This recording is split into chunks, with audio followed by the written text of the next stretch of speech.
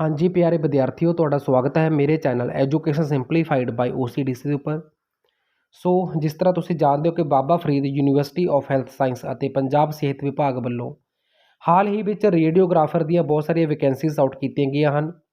ਸੋ ਉਹਨਾਂ ਵੈਕੈਂਸੀਜ਼ ਦੇ ਲਈ ਜੇ ਤੁਸੀਂ ਐਗਜ਼ਾਮ ਦੀ ਤਿਆਰੀ ਕਰ ਰਹੇ ਹੋ ਰੇਡੀਓਗ੍ਰਾਫਰ ਦੇ ਲਈ ਤਾਂ ਇਹ ਵੀਡੀਓ ਤੁਹਾਡੇ ਲਈ ਸਪੈਸ਼ਲ ਹੈ। ਇਸ ਵੀਡੀਓ ਵਿੱਚ ਕੁਝ ਡੈਮੋ ਕੁਐਸਚਨ ਤੁਹਾਨੂੰ ਮੈਂ ਸਮਝਾਉਣ ਜਾ ਰਿਹਾ ਹਾਂਗਾ ਰੇਡੀਓਗ੍ਰਾਫਰ ਦੇ ਬਾਰੇ, ਤੇ ਕੰਪਲੀਟ ਸਟੱਡੀ ਮਟੀਰੀਅਲ ਮੇਰੇ ਐਪ OCDC ਐਜੂ ਪੁਆਇੰਟ ਦੇ ਉੱਪਰ ਉਪਲਬਧ ਹੈ, ਜੋ ਤੁਹਾਨੂੰ ਪੰਜਾਬੀ, ਹਿੰਦੀ ਅਤੇ ਇੰਗਲਿਸ਼ ਤਿੰਨਾਂ ਭਾਸ਼ਾਵਾਂ ਦੇ ਵਿੱਚ ਸਮਝਾਇਆ ਜਾਵੇਗਾ ਅਤੇ ਇਹ ਤੁਹਾਨੂੰ MCQ ਫਾਰਮੈਟ ਦੇ ਵਿੱਚ ਮਿਲੇਗਾ। ਨਾਲ ਪ੍ਰੋਪਰ ਵਿਆਖਿਆ ਕੀਤੀ ਜਾਵੇਗੀ ਅਤੇ ਤੁਹਾਨੂੰ ਵੀਡੀਓ ਲੈਕਚਰ ਦੇ ਵਿੱਚ ਇਹ ਸਾਰਾ ਕੁਝ ਸਮਝਾਇਆ ਜਾਵੇਗਾ। ਰਿਕਾਰਡਡ ਵੀਡੀਓ ਅਤੇ PDF ਇਹ ਮੇਰੇ ਐਪ ਦੇ ਉੱਪਰ ਉਪਲਬਧ ਹੋਣਗੇ। ਸੋ ਬਹੁਤ ਹੀ ਵਾਜਿਬ ਫੀਸ ਦੇ ਵਿੱਚ ਤੁਸੀਂ ਇਸ ਕੋਰਸ ਵਿੱਚ ਐਨਰੋਲ ਕਰ ਸਕਦੇ ਹੋ। ज़्यादा जानकारी लिए 9876 71788 ਤੇ संपर्क कर सकते हो। तो शुरू करते हैं question number 1। So our first question is which term describe the structure और material that allow x ray to pass through easily appearing dark on the radiograph. मतलब उस तरह की स्ट्रक्चर ਜਾਂ मटीरियल ਦੇ ਲਈ ਕਿਹੜੀ ਟਰਮ ਯੂਜ਼ ਕੀਤੀ ਜਾਂਦੀ ਹੈ ਜੋ ਸਟਰਕਚਰ ਜਾਂ ਮਟੀਰੀਅਲ ਆਪਦੇ ਵਿੱਚੋਂ ਐਕਸਰੇ ਨੂੰ ਈਜ਼ੀਲੀ ਪਾਸ ਹੋਣ ਦੇਵੇ ਅਤੇ ਉਹ ਸਟਰਕਚਰ ਜਾਂ ਮਟੀਰੀਅਲ ਐਕਸਰੇ ਰੇਡੀਓਗ੍ਰਾਫ ਦੇ ਉੱਪਰ ਡਾਰਕ ਦਿਖਾਈ ਦੇਵੇ। ਤਾਂ ਆਪਸ਼ਨ ਤੁਹਾਡੇ ਕੋਲ ਹਨ ਰੇਡੀਓ ਓਪੇਕ, ਹਾਈਪਰ ਰੇਡੀਓਲੂਸੈਂਟ ਜਾਂ ਫਿਰ ਅਲਟਰਾ ਰੇਡੀਓਲੂਸੈਂਟ। ਤਾਂ ਇਸ ਦਾ ਸਹੀ ਉੱਤਰ ਆਏਗਾ ਆਪਸ਼ਨ C ਰੇਡੀਓਲੂਸੈਂਟ। ਤਾਂ ਹੁਣ ਆਪਾਂ ਨੂੰ ਨਾਲ ਇਹ ਵੀ ਪਤਾ ਹੋਣਾ ਚਾਹੀਦਾ ਹੈ ਕਿ ਰੇਡੀਓਲੂਸੈਂਟ ਤੋਂ ਕੀ ਭਾਵ ਹੈ। ਸੋ ਰੇਡੀਓਲੂਸੈਂਟ ਕੀ ਹੁੰਦਾ ਹੈ? It refer to the ability of the substance or material to allow X-ray or other forms of radiation to pass through it with little or no resistance। मतलब कोई भी ਅਜਿਹਾ ਸਬਸਟਾਂਸ ਜੋ ਆਪਣੇ ਵਿੱਚੋਂ ਬਿਨਾਂ ਕਿਸੇ ਅਵਰੋਧ ਤੋਂ ਐਕਸਰੇ ਨੂੰ ਪਾਸ ਹੋਣ ਦੇਵੇ, ਉਸ ਤਰ੍ਹਾਂ ਦੇ ਸਬਸਟਾਂਸ, ਉਸ ਤਰ੍ਹਾਂ ਦੇ ਪਦਾਰਥ ਜਾਂ ਉਸ ਸਟਰਕਚਰ ਨੂੰ ਆਪਾਂ ਰੇਡੀਓਲੂਸੈਂਟ ਕਹਿੰਦੇ ਹਾਂ। So radiolucent object or tissue appear transparent or translucent on the X-ray, CT scan और अदर रेडियोग्राफिक इमेजेस। मतलब ਜਿਹੜੇ ਰੇਡੀਓਲੂਸੈਂਟ ਸਬਸਟਾਂਸ ਹੁੰਦੇ ਨੇ ਜਾਂ ਆਬਜੈਕਟ ਹੁੰਦੇ ਨੇ ਜਾਂ ਟਿਸ਼ੂ ਹੁੰਦੇ ਨੇ, ਉਹ ਐਕਸਰੇ ਦੇ ਉੱਪਰ ਜਾਂ CT ਸਕੈਨ ਦੇ ਉੱਪਰ ਜਾਂ ਕਿਸੇ ਵੀ ਹੋਰ ਰੇਡੀਓਗ੍ਰਾਫਿਕ ਇਮੇਜ ਦੇ ਉੱਪਰ ਆਪਾਂ ਨੂੰ ਟਰਾਂਸਪੇਰੈਂਟ ਦਿਖਾਈ ਦਿੰਦੇ ਨੇ, ਕਿਉਂਕਿ ਐਕਸਰੇ ਇਹਨਾਂ ਦੇ ਵਿੱਚੋਂ ਦੀ ਈਜ਼ੀਲੀ ਪੈਨੀਟਰੇਟ ਹੋ ਕੇ ਪਾਸ ਹੋ ਜਾਂਦੇ ਨੇ। ਸੋ ਚੱਲਦੇ ਆਪਾਂ ਅਗਲੇ ਕੁਐਸਚਨ ਦੇ ਉੱਪਰ। What is the term for X-ray radiation that is deflected from its intended path during imaging and contribute to image noise। मतलब ਕਿਹੜੀ ਟਰਮ ਉਸ ਲਈ ਵਰਤੀ ਜਾਂਦੀ ਹੈ ਜੋ ਰੇਡੀਏਸ਼ਨ, ਜੋ ਐਕਸਰੇ ਰੇਡੀਏਸ਼ਨ ਆਪਣੇ ਪਾਥ ਤੋਂ ਭਟਕ ਜਾਂਦੀ ਹੈ, ਆਪਣੇ ਜਿਸ ਪਾਥ ਉੱਪਰ ਉਸ ਨੂੰ ਭੇਜਿਆ ਜਾਂਦਾ ਉਸ ਪਾਥ ਤੋਂ ਡਿਵੀਏਟ ਹੋ ਜਾਂਦੀ ਹੈ, मतलब ਕਿਸੇ ਹੋਰ ਸਾਈਡ 'ਤੇ ਚਲੀ ਜਾਂਦੀ ਹੈ ਅਤੇ ਉਹ ਇਮੇਜ ਨੋਇਸ ਦੇ ਵਿੱਚ ਆਪਣਾ ਯੋਗਦਾਨ ਪ੍ਰਦਾਨ ਕਰਦੀ ਹੈ। ਤਾਂ ਇਸ ਦਾ ਉੱਤਰ ਆਏਗਾ ਆਪਸ਼ਨ C ਕਿ ਜਿਹੜੀ ਐਕਸਰੇ ਰੇਡੀਏਸ਼ਨ ਆਪਣੇ ਪਾਥ ਤੋਂ ਬਿਖਰ ਜਾਂਦੀ ਹੈ ਉਸ ਨੂੰ ਕਿਹਾ ਜਾਂਦਾ ਹੈ ਸਕੈਟਰਡ ਰੇਡੀਏਸ਼ਨ। ਸਕੈਟਰ ਤੋਂ ਭਾਵ ਹੁੰਦਾ ਬਿਖਰ ਜਾਣਾ। ਠੀਕ ਹੈ ਜੀ। ਹੁਣ ਚੱਲਦੇ ਆਪਾਂ ਨੈਕਸਟ ਕੁਐਸਚਨ ਤੇ। In radiography what term refer to the difference in density ਔਰ shade of the grey between adjacent area on an image. मतलब किसी भी रेडियोग्राफिक इमेज ਦੇ ਉੱਪਰ ਨਾਲ ਦੇ ਏਰੀਆ, ਨਾਲ ਦੇ ਖੇਤਰ, ਐਡਜੈਸੈਂਟ ਤੋਂ ਭਾਵ ਹੁੰਦਾ ਨਾਲ ਵਾਲੇ। ਠੀਕ ਹੈ ਜੀ। ਤਾਂ ਨਾਲ ਦੇ ਏਰੀਆ ਮਤਲਬ ਖੇਤਰ ਦੇ ਵਿੱਚ ਜਿਹੜੀ ਸ਼ੇਡਸ ਦੀ ਗ੍ਰੇ ਸ਼ੇਡ ਦੀ ਡੈਂਸਿਟੀ ਦੇ ਵਿੱਚ ਡਿਫਰੈਂਸ ਹੁੰਦੀ ਹੈ, ਭਿੰਨਤਾ ਹੁੰਦੀ ਹੈ, ਉਸ ਨੂੰ ਕੀ ਕਿਹਾ ਜਾਂਦਾ ਹੈ? ਤਾਂ ਉਸ ਦਾ ਉੱਤਰ ਆਏਗਾ ਆਪਸ਼ਨ C ਕੰਟਰਾਸਟ। ਤਾਂ ਕੰਟਰਾਸਟ ਬਹੁਤ ਹੀ ਇੰਪੋਰਟੈਂਟ ਟਰਮ ਹੈ ਰੇਡੀਓਗ੍ਰਾਫੀ ਦੇ ਵਿੱਚ। ਹੁਣ ਆਪਾਂ ਚੱਲਦੇ ਹਾਂ ਕੁਐਸਚਨ ਨੰਬਰ 4 ਦੇ ਉੱਪਰ। ਸੋ ਨੈਕਸਟ ਕੁਐਸਚਨ ਆਪਣਾ ਹੈ what radiographic accessory is used to reduce scattered radiation and improve image quality by absorbing some of the scattered X-ray। ਤਾਂ ਇਸ ਕੁਐਸਚਨ ਦਾ ਕੀ ਭਾਵ ਹੋਇਆ ਕਿ ਰੇਡੀਓਗ੍ਰਾਫਿਕ ਐਕਸੈਸਰੀ ਅਜਿਹੀ ਕਿਹੜੀ ਹੈ ਜੋ ਸਕੈਟਰਡ ਲਾਈਟ ਨੂੰ ਘਟਾਉਂਦੀ ਹੈ, ਉਸ ਨੂੰ ਸੋਖ ਕੇ ਯਾਨੀ ਕਿ ਅਬਜ਼ੋਰਬ ਕਰਕੇ। ਤਾਂ ਇਸ ਦਾ ਆਨਸਰ ਆਏਗਾ ਆਪਸ਼ਨ C ਜਿਸ ਨੂੰ ਕਿਹਾ ਜਾਂਦਾ grid, GRID। grid is the right answer। grid is the accessory which absorb deflected or scattered radiation to improve the image quality। मतलब इमेज ਦੇ ਵਿੱਚ ਸੁਧਾਰ ਲੈ ਕੇ ਆਉਣ ਦੇ ਲਈ। ਸੋ ਨੈਕਸਟ ਆਪਾਂ ਗੱਲ ਕਰਦੇ ਹਾਂ इन रेडियोग्राफी ग्रिड की हुंदा है, a grid is also known as radiographic grid और एंटी स्कैटर ग्रिड भी कहा जाता है। It is a device use to improve the quality of x ray image by reducing the amount of scattered radiation which reach the image रिसैप्टर।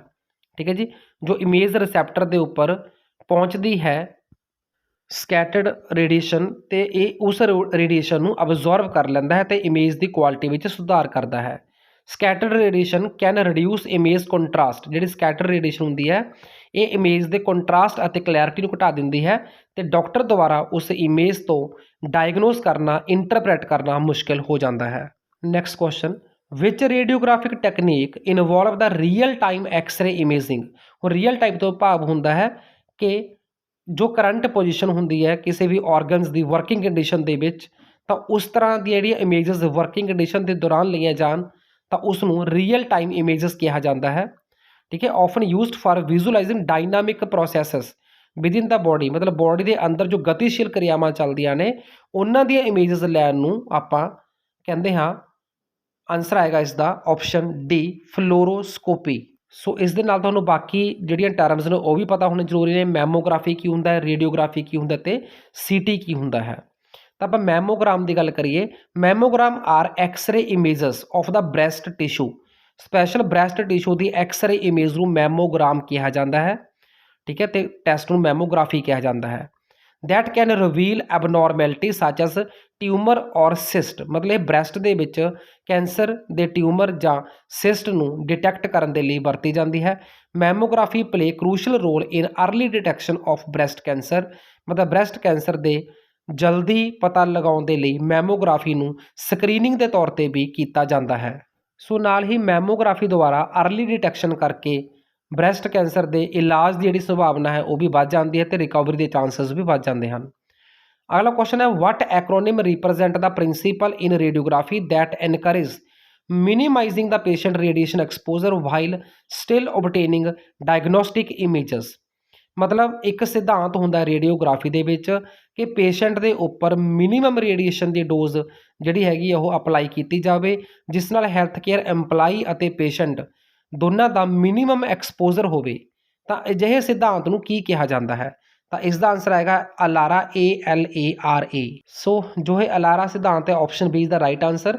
तो इसका मतलब की होंदा है as low as reasonably achievable. मतलब अजिही घट तो घट डोज जो अचीव करके जांच भी की जा सके अते पेशेंट जां हैल्थ केयर प्रोवाइडर के उपर मिनीमम एक्सपोजर होवे रेडिएशन का। सो अगे आप गल करिए, ALARA which stand for as low as reasonably achievable is fundamental principle. मतलब ये एक फंडामेंटल प्रिंसीपल है, सिद्धांत है रेडियोग्राफी दे विच ते रेडियोलॉजिक इमेजेस दे विच। It is the radiation safety concept. एक रेडिएशन सेफ्टी कंसैप्ट के अधीन आता है। That aim to minimise the radiation dose to the patient. जी कि इफैक्टिव डोज आप पाने मिनीमम इफैक्टिव डोज वो घट तो घट होवे, ताकि क्योंकि ज़्यादा एक्सपोजर के नाल जो खतरा होंदा है वो कैंसर की संभावना बढ़ जाती है। ओके, सो हैल्थ केयर वर्कर, पेशेंट और जनरल पब्लिक सारिਆਂ ਦਾ ही रेडिएशन तो बचना बहुत जरूरी होंदा है। हुण आपां चलदे हां अगले क्वेश्चन ते। What are the unwanted image distortions or abnormalities in radiography that can be caused by various factors such as equipment or patient movement। मतलब किसी रेडियोग्राफिक यंत्र दे विच किसी खामी के कारण या पेशेंट की किसी भी गतिशीलता या किसी भी मूवमेंट के कारण जो इमेज डिस्टॉर्ट होंदी है, इमेज खराब आती है, उसनों की कहा जाता है? तो आंसर आएगा artefact. Option A is the right answer. So हुण आपां गल करांगे आर्टीफैक्ट की हुंदे ने। In radiography artefact are unwanted and often abnormal features होंदे ने that appear on the radiographic image. ये इमेज के उपर दिखते हैं। सो ये इमेज को डिस्टॉर्ट करते हैं। अनाटॉमिकल स्ट्रक्चर जी हैगी वो प्रॉपरली फिर डॉक्टर एग्जामिन नहीं कर सकते। These artefact can be caused by various factor. मतलब ये आर्टीफैक्ट्स जो होंगे ने बहुत कारणों करके संभव होंगे ने, जिमें कि किसी इक्विपमेंट के माल फंक्शन यानी कि इक्विपमेंट के सही काम ना करन करके, या पेशेंट के रिलेटेड किसी इशू करके, या किसी प्रोसीजर यानी कि प्रक्रिया करते हुए किसी गलती करके। Question number 8, what technology system is used for the storage, retrieval and distribution of radiographic images and reports in digital format? ਕਿ ਡਿਜੀਟਲ ਫਾਰਮੈਟ ਦੇ ਵਿੱਚ ਕਿਸੇ ਡਾਇਗਨੋਸਟਿਕ ਰੇਡੀਓਲੋਜੀਕਲ ਇਮੇਜ ਨੂੰ ਸਟੋਰ ਕਰਨ ਦੇ ਲਈ ਜਾਂ ਰਿਟਰਾਈਵ ਕਰਨ ਦੇ ਲਈ ਜਾਂ ਫਿਰ ਡਿਸਟਰੀਬਿਊਟ ਕਰਨ ਦੇ ਲਈ ਜਾਂ ਕਿਸੇ ਵੀ ਇੱਕ ਡਿਸਟੈਂਸ ਪਲੇਸ ਤੋਂ ਦੂਜੀ ਪਲੇਸ 'ਤੇ ਸ਼ੇਅਰ ਕਰਨ ਦੇ ਲਈ ਕਿਹੜੀ ਟੈਕਨੋਲੋਜੀ ਦਾ ਇਸਤੇਮਾਲ ਕੀਤਾ ਜਾਂਦਾ ਹੈ? ਤਾਂ ਆਨਸਰ ਆਏਗਾ option D, PACS, which stand for picture archiving and communication system. So ਤੁਸੀਂ ਦੇਖਿਆ ਹੋਵੇਗਾ ਕਿ ਅੱਜ ਕੱਲ੍ਹ ਆਪਾਂ ਸਕੈਨ ਕਰਵਾਉਣ ਤੋਂ ਬਾਅਦ ਜਿਹੜੀ ਜੋ ਫਿਲਮ ਹੁੰਦੀ ਹੈ, ਫੋਟੋਗ੍ਰਾਫਿਕ ਫਿਲਮ ਆਪਾਂ ਨੂੰ ਕਹਿ ਦਿੰਦੇ ਹਾਂ, ਜਿਸ ਨੂੰ ਆਪਾਂ ਐਕਸਰੇ ਫਿਲਮ ਕਹਿ ਸਕਦੇ ਹਾਂ ਜਾਂ CT ਸਕੈਨ ਦੀ ਫਿਲਮ ਕਹਿ ਸਕਦੇ ਹਾਂ। ਸੋ ਇਹ ਆਪਾਂ ਕਿਤੋਂ ਵੀ ਕਢਵਾ ਸਕਦੇ ਹਾਂ ਔਨਲਾਈਨ ਮਾਧਿਅਮ ਦੇ ਰਾਹੀਂ। ਤਾਂ ਇਹ ਜਿਹੜੀ ਟੈਕਨੋਲੋਜੀ ਹੈ ਇਸ ਨੂੰ ਕਹਿੰਦੇ ਨੇ PCAS। Next question, in radiography what term describe the relationship between the height of the lead strip and the distance between them in a grid? Radiography ਦੇ ਵਿੱਚ ਗ੍ਰਿਡ ਦੇ ਵਿੱਚ ਜੋ ਵੀ ਲੀਡਸ ਹੁੰਦੀਆਂ ਹਨ ਉਹਨਾਂ ਦੀ height of the lead strip ਅਤੇ ਉਹਨਾਂ ਦੇ ਵਿਚਾਲੇ ਦਾ ਡਿਸਟੈਂਸ, ਇਹਨਾਂ ਦੋਨਾਂ ਦੇ ਅਨੁਪਾਤ, ਇਹਨਾਂ ਦੋਨਾਂ ਦੇ ਰੇਸ਼ੋ ਦੇ ਲਈ ਕਿਹੜੀ ਟਰਮ ਯੂਜ਼ ਕੀਤੀ ਜਾਂਦੀ ਹੈ? ਤਾਂ ਆਨਸਰ ਆਏਗਾ ਆਪਸ਼ਨ ਏ, ਇਸ ਨੂੰ ਕਿਹਾ ਜਾਂਦਾ ਹੈ ਗ੍ਰਿਡ ਰੇਸ਼ੋ। ਠੀਕ ਹੈ ਜੀ, ਗ੍ਰਿਡ ਰੇਸ਼ੋ ਕੀ ਹੋ ਗਿਆ?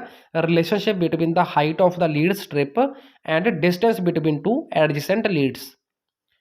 So grid ratio in radiography refer to the relationship between height of the lead strip in X-ray grid and the space between those strips. It is crucial factor in radiography to reduce scatter radiation. Scatter radiation ਨੂੰ ਘਟਾਉਣ ਦੇ ਲਈ ਅਤੇ image quality ਵਿੱਚ ਸੁਧਾਰ ਦੇ ਲਈ ਇਸ ਰੇਸ਼ੋ ਦਾ ਸਹੀ ਹੋਣਾ ਬਹੁਤ ਜ਼ਰੂਰੀ ਹੁੰਦਾ ਹੈ। Grid are use to absorb scattered x ray, ਮਤਲਬ ਗ੍ਰਿਡ ਦੁਆਰਾ ਬਿਖਰੇ ਹੋਏ ਐਕਸਰੇ ਰੇਡੀਏਸ਼ਨ ਨੂੰ ਸੋਖਿਆ ਜਾਂਦਾ ਹੈ। That can degrade the quality of image, ਕਿਉਂਕਿ ਜੇ ਇਹ ਰੇਡੀਏਸ਼ਨ ਸੋਖੀ ਨਾ ਜਾਵੇ ਤਾਂ ਇਮੇਜ ਦੀ ਜਿਹੜੀ ਕੁਆਲਿਟੀ ਆ ਉਹ ਖਰਾਬ ਹੋ ਸਕਦੀ ਹੈ ਅਤੇ ਕੰਟਰਾਸਟ ਘਟ ਸਕਦਾ ਹੈ। ਸੋ ਨੈਕਸਟ ਆਪਾਂ ਗੱਲ ਕਰੀਏ ਕੁਐਸਚਨ ਨੰਬਰ 10 ਦੀ, which law is in radiography state that intensity of x ray is inversely proportional to the square of the distance from the source. ਮਤਲਬ ਅਜਿਹਾ ਕਿਹੜਾ ਲਾਅ ਹੈ, ਕਿਹੜਾ ਸਿਧਾਂਤ ਹੈ ਰੇਡੀਓਗ੍ਰਾਫੀ ਦੇ ਵਿੱਚ ਜੋ ਇਹ ਸਟੇਟ ਮਤਲਬ ਦਰਸਾਉਂਦਾ ਹੈ ਕਿ ਜੋ ਐਕਸਰੇ ਦੀ ਇੰਟੈਂਸਿਟੀ ਹੈ, ਠੀਕ ਹੈ, ਜੋ ਤਾਕਤ ਹੁੰਦੀ ਉਸ ਨੂੰ ਆਪਾਂ ਇੰਟੈਂਸਿਟੀ ਬੋਲਦੇ ਹਾਂ ਲਾਈਟ ਦੀ ਜਾਂ ਰੇਡੀਏਸ਼ਨ ਦੀ। ਸੋ ਉਹ ਇਨਵਰਸਲੀ ਪ੍ਰਪੋਰਸ਼ਨਲ ਹੁੰਦੀ ਹੈ ਸਕੁਏਅਰ ਆਫ ਦਾ ਡਿਸਟੈਂਸ ਦੇ, ਯਾਨੀ ਕਿ ਦੂਰੀ ਦੇ, ਕਿਸ ਤੋਂ? ਸੋਰਸ ਤੋਂ, ਜਿਸ ਸੋਰਸ ਤੋਂ ਆਪਾਂ ਰੇਡੀਏਸ਼ਨ ਛੱਡ ਰਹੇ ਹਾਂ। ਤਾਂ ਆਨਸਰ ਆਏਗਾ ਆਪਸ਼ਨ ਡੀ, ਇਨਵਰਸ ਸਕੁਏਅਰ ਲਾ। ਤਾਂ ਇਨਵਰਸ ਸਕੁਏਅਰ ਲਾ ਕੀ ਹੁੰਦਾ ਹੈ? ਇਹ ਹੁੰਦਾ ਹੈ ਇੰਟੈਂਸਿਟੀ ਮਤਲਬ I is inversely proportional to 1/d ਦਾ ਸਕੁਏਅਰ, d ਤੋਂ ਭਾਵ ਹੈ distance from the source, radiation source. This law state that intensity of radiation is inversely proportional. ਇਸ ਦਾ ਭਾਵ ਹੋਇਆ ਕਿ ਜੇ ਆਪਾਂ ਡਿਸਟੈਂਸ ਨੂੰ ਡਬਲ ਕਰ ਦਿੰਦੇ ਹਾਂ ਤਾਂ ਜਿਹੜੀ ਰੇਡੀਏਸ਼ਨ ਦੀ ਇੰਟੈਂਸਿਟੀ ਹੈ ਉਹ 4 ਟਾਈਮਸ ਘਟ ਜਾਵੇਗੀ।